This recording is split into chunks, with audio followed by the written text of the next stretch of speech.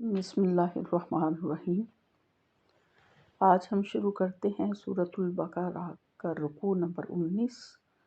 اور آیت نمبر 153 سے۔ یا ایھا الذین آمنوا نستعین بالصبر والصلاۃ ان اللہ مع الصابرین۔ یا ایھا الذین آمنوا، اے ایمان والو۔ استعین علیحدہ سے پڑھیں گے تو استعین ہوگا، ملا کے پڑھیں گے تو نستعین، نستعین۔ مدد طلب کرو، بالصبر، صبر کے ساتھ، والصلاۃ، اور نماز کے ساتھ، ان اللہ مع الصابرین، بے شک اللہ تعالیٰ صبر کرنے والوں کے ساتھ ہے۔ ولا تقولوا لمن یقتل فی سبیل اللہ امواتا، اور نہ تم کہو جو کہ مارے جائیں اللہ کے راستے میں مردہ، بل احیاء ولکن لا تشعرون، بلکہ وہ زندہ ہیں لیکن تم اس کا شعور نہیں رکھتے۔ پہلی آیت میں اللہ تعالیٰ نے ان مسلمانوں کو، ایمان والوں کو صبر اور نماز کی تلقین کی ہے۔ اللہ تعالیٰ جانتا ہے کہ جب مسلمان جو ہیں نکلیں گے دین کی تکمیل کے لیے تو انہیں بہت ساری مشکلات کا سامنا کرنا پڑے گا، اور ان دشواریوں سے نبرد آزما ہونے کے لیے صبر اور استقامت جو ہے وہ انتہائی ضروری ہے۔ اور جب مشقتوں کی بہت زیادہ زیادتی ہو جائے اور مشقتوں اور مصیبتوں کے تسلسل کی وجہ سے اس میں کمی آنے لگے صبر میں، تو پھر نماز سے مدد لی جاتی ہے، اور تاکہ صبر کا پیمانہ ٹوٹنے نہ پائے اور اللہ کے ساتھ انسان جڑا رہے اور دل کو اطمینان اور یقین جو ہے وہ حاصل ہو جائے، تو اس لیے جو ہے وہ صبر کی تلقین کی گئی ہے۔ جیسے کہ سال میں ایک مہینہ مومنین کو، مسلمانوں کو روزے رکھوا کر صبر کی تربیت کی جاتی ہے، تو لہٰذا کہا گیا ہے کہ صبر کے ساتھ جو ہے مدد اللہ تعالیٰ کی طلب کرنی ہے، اور نماز کے ذریعے سے جب مشکلات بڑھ جائیں اور انسان اپنی ہمت جو ہے اس کی ٹوٹنے لگے، تو اس وقت نماز کا سہارا لینے سے استقامت حاصل ہوتی ہے، اللہ کی طرف رجوع کرنے سے۔ تو نبی صلی اللہ علیہ وسلم جب زیادہ غمگین ہوتے تھے، پریشان ہوتے تھے، تو اس وقت نماز کی کثرت کیا کرتے تھے۔ تو اسی طرح سے اگر کوئی صحابی تھے، ان کو کسی پریشانی کا سامنا ہوتا تو وہ اپنی نمازوں کو لمبا کر دیا کرتے تھے۔ اسی طرح سے حضرت حذیفہ فرماتے ہیں کہ جب رسول صلی اللہ علیہ وسلم کو کوئی کام مشکل اور غم میں ڈال دیتا تو آپ فوراً نماز پڑھنے لگتے۔ اسی طرح حضرت عبداللہ بن عباس کو سفر میں اپنے بھائی کے انتقال کی خبر ملتی ہے تو آپ انا للہ انا الیہ راجعون پڑھ کر نماز شروع کر دیتے ہیں اور بہت لمبی نماز ادا کرتے ہیں۔ اس کے بعد اگلی آیت ہے وَلَا تَقُولُوا لِمَن يُقْتَلُ فِي سَبِيلِ اللَّهِ أَمْوَاتٌ بَلْ أَحْيَاءٌ وَلَكِن لَا تَشْعُرُونَ۔ وَلَا تَقُولُوا، اور نہ تم کہو، لِمَن يُقْتَلُ، جو مارے جائیں، فی سبیل اللہ، اللہ کے راستے میں، اموات، مردہ، بل احیاء، بلکہ وہ زندہ ہیں، ولیکن لا تشعرون، لیکن تم اس کا شعور نہیں رکھتے۔ کفار مکہ جو ہے مسلمانوں کو اس چیز کا بھی تانا دینے لگے تھے اور کہنے لگے تھے کہ یہ مسلمان جو ہیں خام خواہ اپنی جانوں کو قربان کر رہے ہیں۔ تو جب بہت سے مسلمان جو تھے غزوات میں شہید ہوئے تو اس وقت یہ کہتے کہ یہ اپنے آپ کو مشکلات میں ڈال کر اپنی زندگی سے ہاتھ دھو بیٹھے ہیں اور زندگی کی لذتوں سے محروم ہو گئے ہیں۔ تو اللہ تعالیٰ ان کو جواب دیتے ہوئے فرما رہے ہیں کہ جو اللہ کی راہ میں مارے جائیں انہیں مردہ نہ کہو، بلکہ وہ تو زندہ ہیں لیکن تم لوگ اس کا شعور نہیں رکھتے کہ شہید جو ہے وہ اس کا مرتبہ اتنا زیادہ ہے کہ اللہ کی نعمتیں اس کے انتظار میں ہوتی ہیں، اور جب وہ اللہ کے پاس پہنچتے ہیں تو انہیں وہاں اللہ رزق دیتا ہے، وہ مردہ حالت میں نہیں ہوتے۔ جیسے شہید کا جسم جو ہے قبر کی مٹی بھی اس کو نہیں کھاتی، اور اسی طرح سے شہید جو ہیں ان کی روحیں ایک سبز پرندوں میں ہوتی ہیں، اور وہ درختوں پر، جنت کے درختوں پر ادھر سے ادھر اڑتے پھرتے ہیں، اور اس پر اپنے مقام اور مرتبے پر بہت خوش ہوتے ہیں، اور وہ یہ خواہش رکھتے ہیں کہ ہمارے بعد والے مسلمان جو ہیں ان کو بھی کاش یہ معلوم ہو جائے کہ ان کے لیے کتنی زیادہ نعمتیں رکھی ہیں تاکہ وہ اللہ کے راستے میں جان لڑا دیں۔ تو کہا گیا ان کافروں کو کہ وہ تو زندہ ہیں لیکن یہ ہے کہ تم شعور نہیں رکھتے۔ پھر اگلی آیت میں ہے وَلَنَبْلُوَنَّكُمْ بِشَيْءٍ مِّنَ الْخَوْفِ وَالْجُوعِ وَنَقْصٍ مِّنَ الْأَمْوَالِ وَالْأَنفُسِ وَالثَّمَرَاتِ وَبَشِّرِ الصَّابِرِينَ الَّذِينَ إِذَا أَصَابَتْهُم مُّصِیبَةٌ قَالُوا إِنَّا لِلَّهِ وَإِنَّا إِلَیْهِ راجعون۔ تو مسلمانوں کو بتایا گیا ہے کہ یہ چیز جو ہے ان کی تربیت کا حصہ ہے کہ ہم البتہ آزمائیں گے تم کو بشیئن کچھ چیزوں کے ساتھ، من الخوف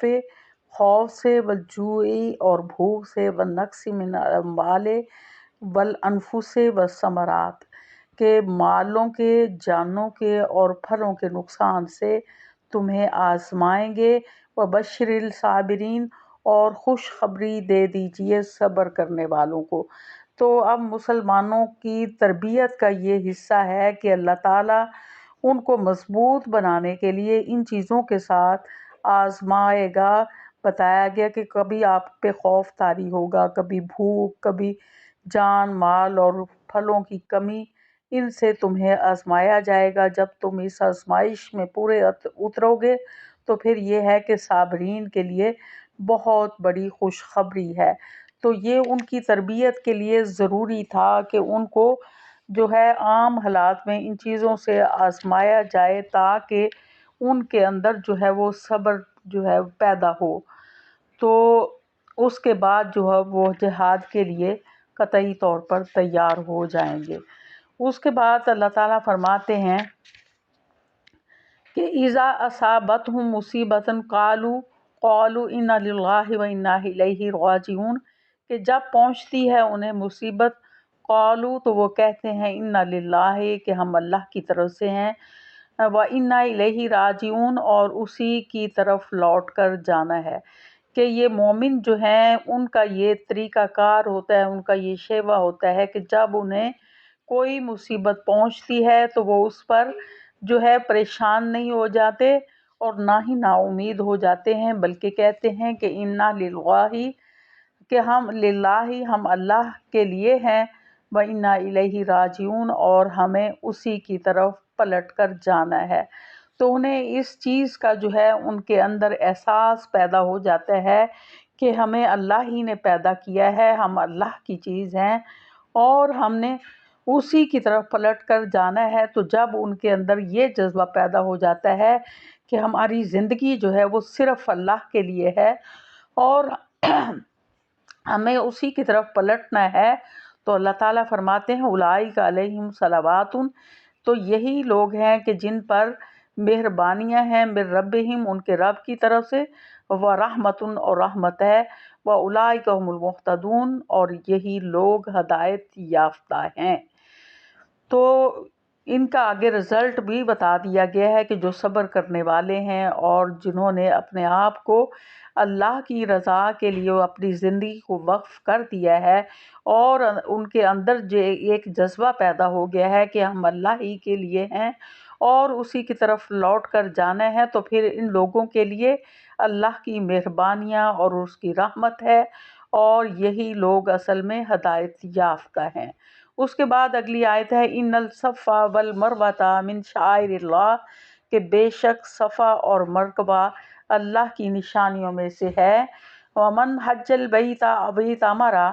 اور جس نے حج کیا اور یا اس کا عمرہ کیا فلا جناح علیہ تو اس پر کوئی گناہ نہیں این یطوفا کہ وہ طواف کرے بہما ان دونوں کا ومن تطوع خیرا اور جو کوئی خوشی کے ساتھ بھلائی کرے فإن اللہ شاکر علیم تو اللہ تعالیٰ قدردان اور جاننے والا ہے۔ تو اللہ تعالیٰ یہ جب مسلمانوں پہ حج فرض ہوا اور مسلمان جو ہے حج اور عمرہ کرتے تھے تو یہ صفا اور مروہ اس پر مشرکین نے دو بت جو ہیں وہ رکھے ہوئے تھے، تو اس وقت ان کے دل میں یہ خیال پیدا ہوا کہ ایسا نہ ہو کہ یہ اس کا طواف کرنا کہیں گناہ کا کام ہو، تو انہیں بتایا جا رہا ہے کہ جو ان کے دل میں خیال آیا ہے یہ صحیح نہیں ہے، بلکہ یہ حج اور عمرہ کرتے ہوئے اس کا طواف جو ہے اس کرنے میں کوئی گناہ نہیں ہے کہ ان دونوں کا طواف کیا جائے کہ اور اگر کوئی جو ہے اپنی خوشی کے ساتھ بھلائی کرے یعنی اس کے ساتھ چکر لگانے ہوتے ہیں، اگر اس سے زیادہ بھی کر لیں تو اس پر کوئی گناہ نہیں، بھلائی کا کام کرنے میں کوئی گناہ نہیں ہے۔ اور عام روٹین میں اس کا مطلب یہ لیا جائے تو فرائض کے علاوہ اگر کوئی اپنی خوشی کے ساتھ بھلائی کا کام کرتا ہے تو اس میں جو ہے وہ کوئی حرج نہیں، بلکہ اس کا اجر جو ہے وہ بڑھ جاتا ہے۔ تو اللہ تعالیٰ فرماتے ہیں فإن اللہ شاکر علیم بے شک اللہ تعالیٰ قدر قدردان ہے اور جاننے والا ہے کہ جو بھی کوئی بھلائی اپنی خوشی سے کرتا ہے اللہ تعالیٰ اس کے اجر میں اضافہ فرما دیتا ہے۔ پھر اس کے بعد اگلی آیات جو ہیں ان میں جو اہل کتاب ہیں ان کی جو غلط باتیں ہیں ان کا ذکر ہے کہ ان الذین یکتمون ما انزلنا من البینات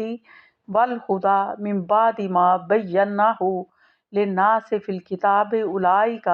یلعنہم اللہ ولعنہم اللاعنون کہ ان الذین بے شک وہ لوگ جو یکتمون جو چھپاتے ہیں ما انزلنا جو ہم نے نازل کیا ہے من البینات کھلی نشانیوں میں سے والہدی اور ہدایت سے من بعد اس کے ما بیناہ کہ ہم نے بیان کر دیا للناس سے لوگوں کے لیے یعنی واضح کر دیا اس کو لوگوں کے لیے فی الکتاب کتاب میں اولئک یہ وہ لوگ ہیں یلعنہم اللہ جن پر لعنت کرتا ہے اللہ تعالیٰ ولیلعنہم اللاعنون اور لعنت کرنے والے لعنت کرتے ہیں الی الذین سوائے ان لوگوں کے تابو جنہوں نے توبہ کی واصلحوا اور اصلاح کی وبینوا اور بیان کیا فاولئک اتوب علیہم پس یہی لوگ ہیں جن کی توبہ قبول کروں گا وَأَنَا التواب الرحیم اور میں توبہ قبول کرنے والا اور رحم کرنے والا ہوں۔ تو یہاں اہل کتاب کا ذکر ہے کہ اللہ تعالیٰ نے ان کی طرف نازل کی واضح نشانیاں اور ہدایت کتاب میں سے، اور جب من بعد اس کے کہ جب وہ لوگوں کے لیے اللہ تعالیٰ نے اس کو نازل کیا اور لوگوں کی رہنمائی کے لیے اس کتاب کو بیان کر چکے، تو پھر اس کے بعد جو ہے وہ ان لوگوں نے اس کو چھپا لیا کہ اللہ نے تو لوگوں کی رہنمائی کے لیے اس کو واضح طور پر بیان کر دیا اور ہدایت اور یہ کھلی نشانیاں کتاب میں دے دی گئیں، لیکن یہود جو تھے ان کے علماء نے اس کو اپنے مفاد کے لیے لوگوں سے ان تعلیمات کو چھپایا، اور جہاں ان کا اپنا فائدہ ہوتا تھا وہاں اللہ کی آیات کو بدل ڈالتے تھے اور لوگوں کے سامنے یہ واضح کرتے تھے کہ یہ اللہ کی طرف سے ہیں، اور اس سے دنیاوی مفادات حاصل کرتے تھے۔ اور اس کو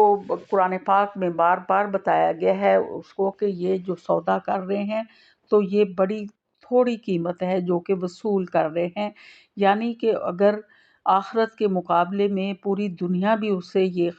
خرید لیتے ہیں، اس سے فائدہ اٹھا لیتے ہیں، تو یہ آخرت کے مقابلے میں بہت کم ہے۔ تو جو انہوں نے اللہ کی آیات کو لوگوں سے چھپا لیا تھا اور ان کے سامنے واضح نہیں کرتے تھے، حالانکہ ان کا کام تھا کہ اللہ کی کتاب اور اس کی ہدایت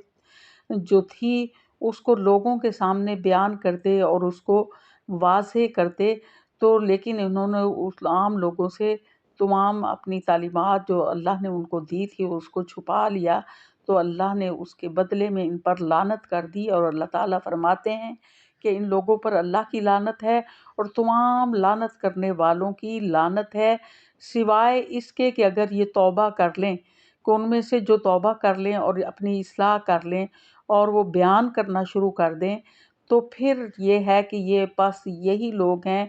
کہ اللہ جو ہے ان کی توبہ قبول کر لے گا، اور بے شک میں توبہ قبول کرنے والا رحم کرنے والا ہوں۔ کہ اگر کوئی شخص جو ہے ان حرکتوں سے باز آ جاتا ہے، ان میں سے اپنی اصلاح کر لیتا ہے اور اس بات سے توبہ کر لیتا ہے کہ وہ ایسا نہیں کرے گا، کہ اللہ کی آیات کو نہیں چھپائے گا اور اس کو لوگوں کے سامنے بیان کرنا شروع کر دیتا ہے، تو اللہ تعالیٰ ان کی توبہ قبول کرنے والا ہے اور اللہ تعالیٰ بہت رحم کرنے والا ہے۔ پھر اس کے بعد اگلی آیت ہے ان الذین کفروا وماتوا، ان الذین کفروا، بے شک وہ لوگ جنہوں نے کفر کیا یا کافر ہوئے، وماتوا اور وہ مر گئے، وہم کفارن اور وہ کافر ہی رہے، یعنی کافر ہی تھے اسی حالت میں مر گئے، اولئک یہ وہ لوگ ہیں، علیہم ان پر لعنت اللہ اللہ کی لعنت ہے، والملائکۃ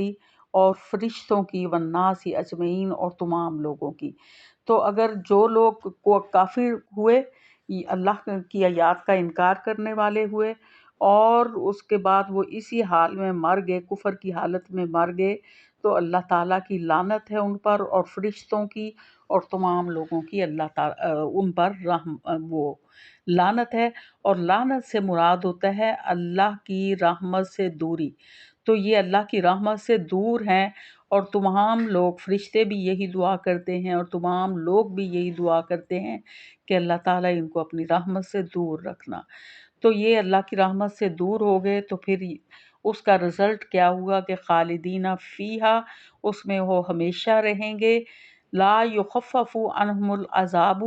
ان سے عذاب کو کم نہیں کیا جائے گا، ولا ہم ینظرون اور نہ ہی وہ مہلت دیے جائیں گے، یعنی اس جو سزا ہے، جو اللہ کا عذاب، جو آگ کے عذاب میں وہ ڈالے جائیں گے، تو اس عذاب میں کوئی تخفیف یعنی کمی نہیں کی جائے گی، اور نہ ہی ان کو مہلت دی جائے گی، یعنی اس میں کوئی وقفہ نہیں ڈالا جائے گا کہ ان کو تھوڑی سی ریسٹ مل جائے، ایسا نہیں ہوگا، لگاتار ان کو عذاب دیا جائے گا۔ اور آخری آیت ہے اس رکوع کی کہ وَإِلَٰهُكُمْ إِلَٰهٌ وَاحِدٌ، تمہارا معبود ایک ہی معبود ہے، لا الہ الا ہوا، نہیں ہے معبود سوائے اس کے، هو الرحمن الرحیم، وہی رحم کرنے والا مہربان ہے۔ پھر اللہ تعالیٰ قرآن پاک میں جگہ جگہ جو ہے اپنی توحید کو بیان فرماتا ہے، اور پیغمبروں کو بھی بھیجنے کا مقصد لوگوں کے پاس یہی تھا کہ وہ لوگوں کے سامنے عقیدہ توحید کو بیان کریں اور ان کے سامنے واضح کریں کہ اللہ تعالیٰ کی ذات جو ہے وہ وحدہ لا شریک ہے، اس کے ساتھ جو ہے کوئی شریک نہیں ہے، وہ اکیلا ہے، یکتا ہے اپنی ذات میں، اپنی صفات میں اور صفات کے تقاضوں میں، لہٰذا اللہ جب اپنی ذات میں بھی یکتا ہے، اپنی صفات میں بھی یکتا ہے، تو جو ان صفات کے تقاضے ہوتے ہیں ان کو بھی اللہ ہی کی طرف منسوب کرنا چاہیے، وہ ان کو ہم کسی اور کی طرف منسوب نہیں کریں۔ اگر ہم کسی اور کی طرف منسوب کرتے ہیں تو یہ اس کی صفات کے تقاضوں میں شرک ہو جاتا ہے۔ تو انبیاء کی تعلیمات کا مقصد جو تھا وہ یہی تھا کہ وہ لوگوں کے سامنے عقیدہ توحید کو واضح کریں، اور جس جس قوم کی طرف بھی انبیاء بھیجے گئے تو انہوں نے اللہ کی توحید کو بیان کیا، لیکن ان جو بتوں کی پوجا کرنے والے تھے، جو اللہ کے ساتھ شرک کرنے والے تھے، انہوں نے اپنے انبیاء کی بات کو ماننے سے انکار کر دیا، اور وہ اسی عقیدے پر قائم رہے، اور انہوں نے کہا کہ ہم وہ عقیدہ کیسے چھوڑ سکتے ہیں جو کہ ہمارے باپ اور دادا کا عقیدہ تھا، کہ ہم نے تو وہی دیکھا ہے کہ ہمارے باپ دادا ان کی پوجا کیا کرتے، ہم بھی وہی اختیار کریں گے تو چند ایک لوگ تھے جو کہ ایمان لانے والے تھے۔ تو لہٰذا جو ہے قرآن پاک کی تقریباً جو ہے پورے قرآن پاک میں